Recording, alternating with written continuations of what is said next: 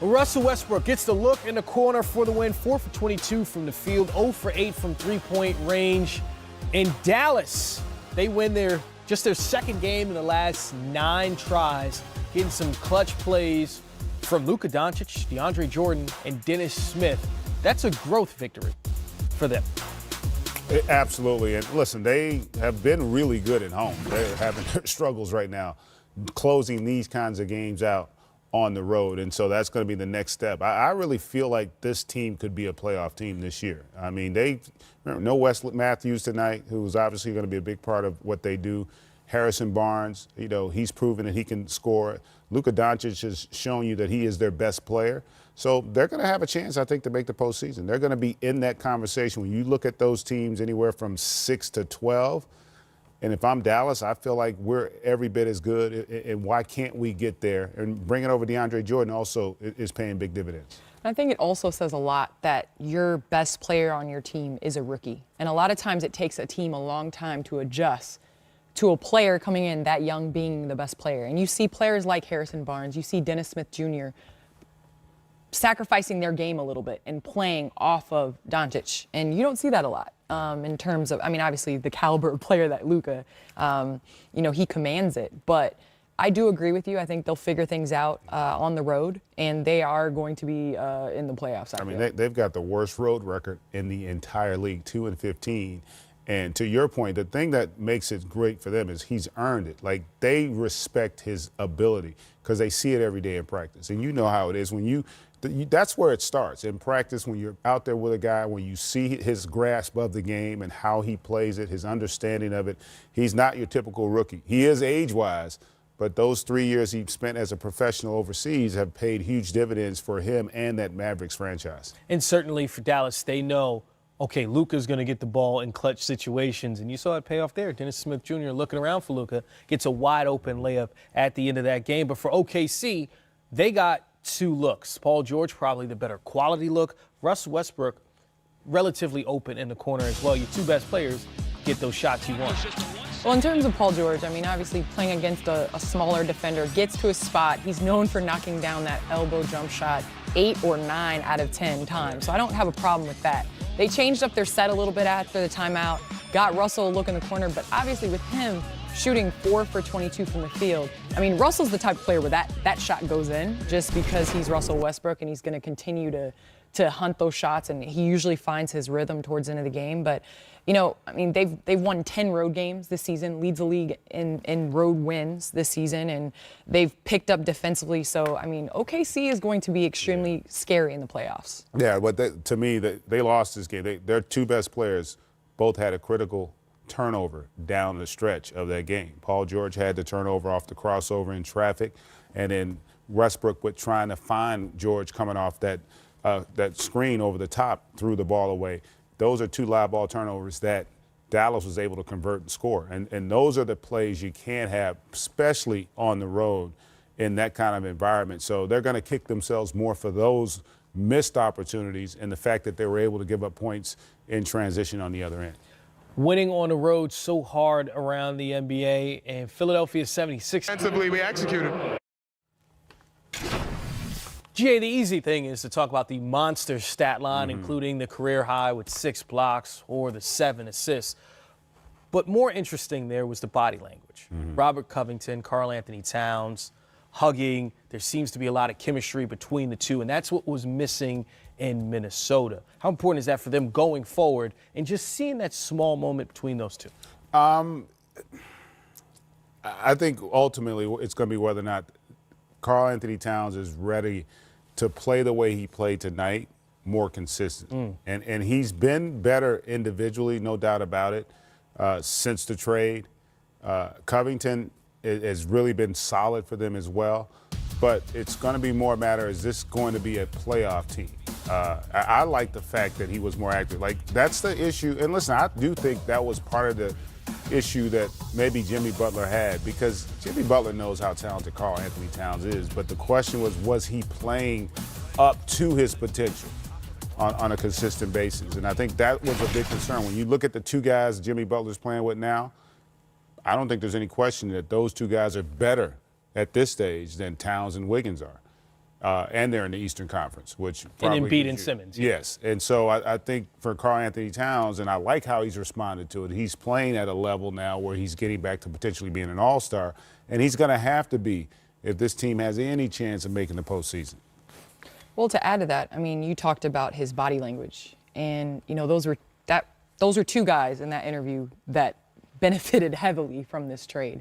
And Covington coming over and kind of filling that 3D role, shooting the heck out of the ball this season. But in Towns and the way they're using him within the offense, it seemed like he never figured out what to do when Jimmy Butler had the ball. And obviously his point per game are up 2 points, and he's playing defense. That was a huge question mark as well. And you just see him playing with passion. But GA, to your point, he has to play consistent. And I think in doing this trade, a lot falls on Wiggins and Towns. Tibbs did this trade, and it's no secret. I mean, Tibbs isn't guaranteed for next year. So this is huge. This is a huge season going forward for the entire organization.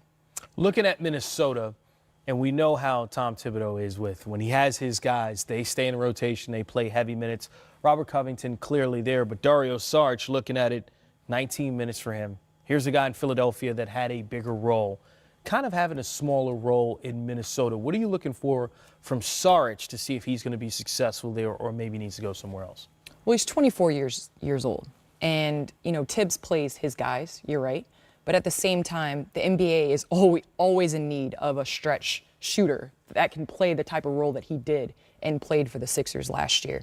So I look for, as the offense and the season continues, them to get him more minutes and him be able to fit in within the offense a little bit better. It's going to be interesting to see because, if you go back to his second year, he averaged almost 15 points a game, so you thought he would trend. But he's actually went the other way. Yeah. The shooting from three, not as good the last couple seasons.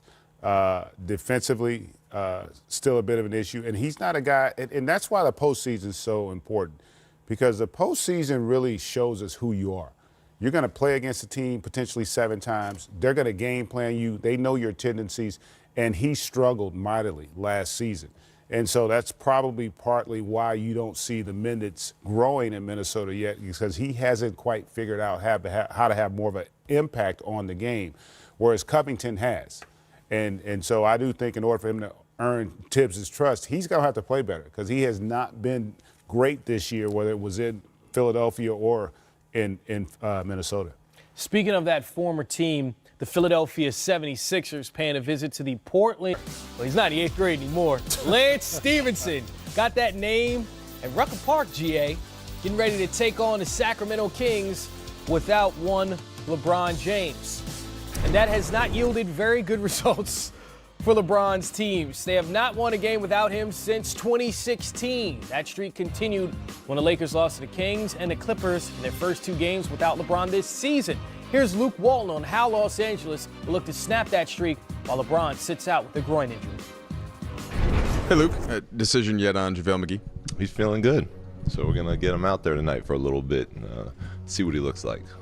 I know it's been about getting his energy back and his wind back. How do you feel like you'll be able to use him since he kind of played short stints anyway? Well, just, he's one of those vets we have on our team that's won a championship. So it'll be nice to get another, guy like that out there communicating, talking, playing. So he's on a minutes restriction, but how long we play him at a time will just simply depend on how he looks out there. It's going to be his first real action in a long time. So I would expect he gets tired quickly.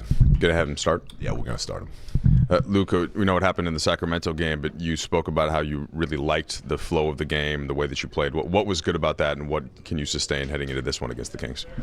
Well, our defense was good. Our pace was good. We were, getting the ball. We slowed down in the fourth, which we got to do a better job of. But I just like the way we were competing, moving the ball, sharing the ball, getting after it defensively, not giving. We did a nice job of getting Buddy Hield off the three-point line. It's a big factor for them. Now we got to do a better job on some of the other guys out there on that three-point line. But overall, I thought we played a really solid game for the most part.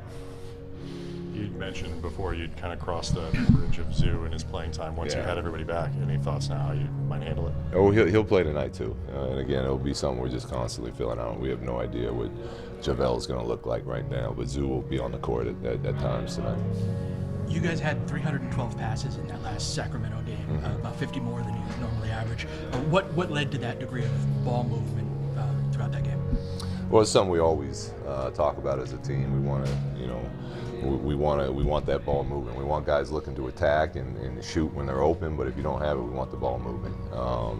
And we did. One of the things I was pleased with in that game was the way the ball was moving. So we're going to continue to encourage that. And I think we're with who we have right now. We're at our best when that's the case. What triggers that type of ball movement? Like what leads to that result of 300 plus passes that you always want? Just passing when you should. It's simple. If you're playing with pace and you're moving it on to the next open guy, especially the way a lot of teams guard us, where they load up the paint, we're going to have open teammates. And if you catch it and you're open, let it fly. And if you don't, then move it on to somebody else and continue to play that way. Puts pressure on the other team's defense. Do you feel like the team has to move the ball more with LeBron out? Yes, I do. I think obviously LeBron being the dominant player he is, he can get double teams and manipulate matchups and get us great shots. With the guys we have and when we had success last year with these guys, we were playing fast and we were moving that ball and everyone was was making plays out there, and that's where we got to get to again. Have you seen enough of that the last two games? The ball. Yeah, I mean, it can always be better, and especially from a coach's standpoint. Watching clips, there's plenty of possessions where the ball should have moved more, but it's for adjusting that quickly with the injuries we have now. I thought the last two games have done a pretty good job of sharing the ball. You do have guys that are better. JaVale McGee making his return, will be in the starting lineup after missing the last 7 games. And as you heard Luke Walton say, he will be on a minutes restriction. The Lakers have lost 6 of their last 10, has dropped the 6th in the Western Conference. LeBron James out the last 2 games, those both losses. Rajon Rondo now out a month after he returned to the lineup for a short period of time. Banged up team right now. GA, when you look at them going forward, projecting to LeBron's return, what do you foresee them being in the West? It's hard to say. I think this is going to be a culture challenge. And by that, I mean, this is a stretch where you have to figure out how good we can be without him. And they should have the approach, we're a good basketball team. LeBron, we're going to miss him, but we still should be good enough to win basketball games. And they've had a couple games in this stretch that they could have won. So, it's an opportunity game for guys like Lonzo to have more opportunities, not just to create, but to score.